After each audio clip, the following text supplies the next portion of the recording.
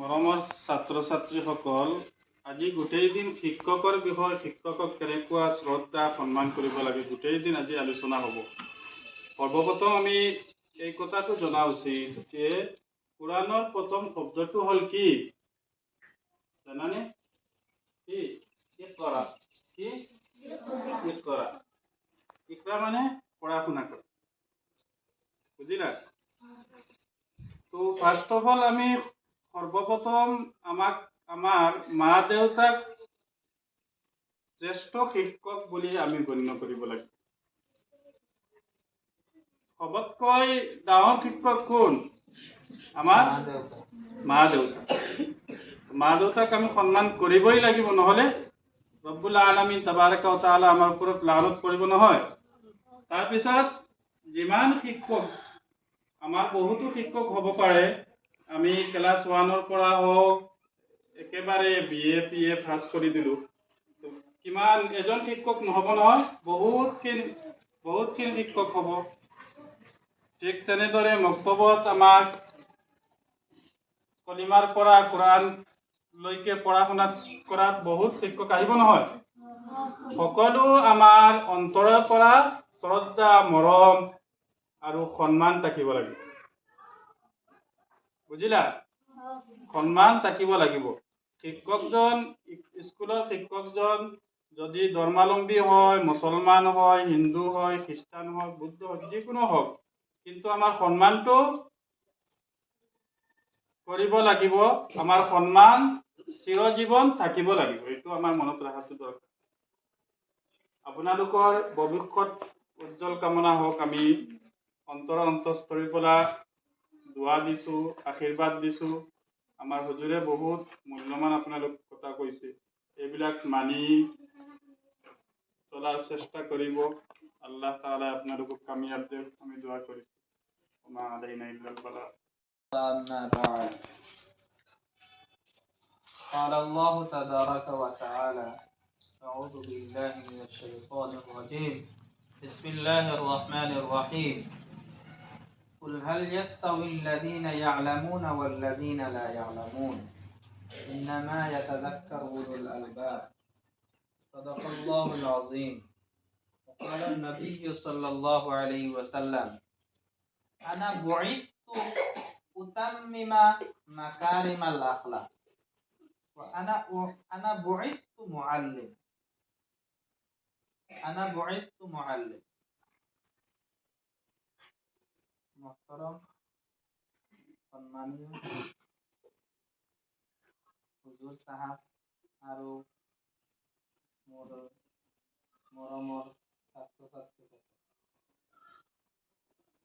আজি আমাৰ সন্মুখত এটা দিৱস আহিছে, যাৰ নাম টিচাৰ্ছ ডে, শিক্ষক দিৱস। যাক আমি শিক্ষকৰ সন্মানাৰ্থে পালন কৰোঁ আৰু পালন কৰি আছোঁ। গতিকে আজিও আমি এই দিৱসটো পালন কৰি আছোঁ। মৰমৰ ছাত্ৰ ছাত্ৰীসকল, শিক্ষক দিৱস শিক্ষকৰ সন্মানাৰ্থে পালন কৰা হয়। শিক্ষক, যাক আমি ৰুহানী বাপ আৰু কিতাপৰ ৰশ্মিৰ ৰুহানী বাপেক বুলি উল্লেখ কৰা হৈছে। মানে তোমালোকৰ শিক্ষকসকল, গুৰুসকল, তোমালোকৰ আচাতিজা উস্তাদসকল, তোমালোকৰ একোজন বাপেক, ৰুহানী বাপেক, বাপেক মাক দুয়োজন। যি শিক্ষা নিজৰ মাক বাপেকে দিব নোৱাৰে, সেই শিক্ষা তোমালোকক উস্তাদসকলে, ছাৰসকলে আৰু গুৰুজনাই দি থাকে। গতিকে আমি সেই সন্মানাৰ্থে আমাৰ শিক্ষকসকলৰ সন্মানাৰ্থে আমি ডে পালন কৰিছোঁ। মৰমৰ ছাত্ৰ ছাত্ৰীসকল, গুৰুজনাক মনত পেলোৱা এইটো এটা আকলমন ব্যক্তিৰ কাম। জ্ঞানী ব্যক্তিৰ কাম। জ্ঞানহীন মানুহে কেতিয়াও গুৰুজনাক মনত নেপেলায়, ইয়াদ নকৰে। যিসকল প্ৰকৃতভাৱে জ্ঞানী হয়, জ্ঞান অৰ্জন কৰে গুৰুজনাৰ পৰা, গুৰুসকলৰ পৰা, শিক্ষকসকলৰ পৰা। তেওঁলোকে আচলতে জ্ঞানী হয়। আৰু জ্ঞানীৰ এটা আলামত বৈশিষ্ট্য হ'ল তেওঁলোকে নিজৰ উস্তাদসকলক, শিক্ষকসকলক সন্মান কৰে, ইজ্জত কৰে। যিসকল মানুহ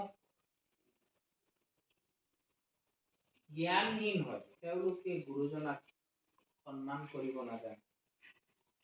সন্মান কৰা গুৰুজনাই শিকায় আৰু নিজৰ মাক বাপেকে শিকায়। শিক্ষা জাতিৰ এটা মেৰুদণ্ড, যাক আমি আমাৰ পৰিভাষাত কওঁ, শিক্ষাই মানুহক জীৱন দান কৰে। শিক্ষা জাতিৰ মেৰুদণ্ড। যেনেকুৱা মেৰুদণ্ড নাথাকিলে মানুহ মৃত হৈ যায়, বাচি নাথাকে, চলিব নোৱাৰে, খোজ চলিব নোৱাৰে, খোজ দিব নোৱাৰে, থিয় হ'ব নোৱাৰে, বিচনাত শুই থাকে। তেনেকুৱা এজন মানুহৰ ওচৰত যদি শিক্ষা নাথাকে আৰু শিক্ষা অৰ্জন নকৰে, এই ব্যক্তি একমাত্ৰ মূৰ্খতাৰ লিষ্টৰ মাজত নাম লিখাই।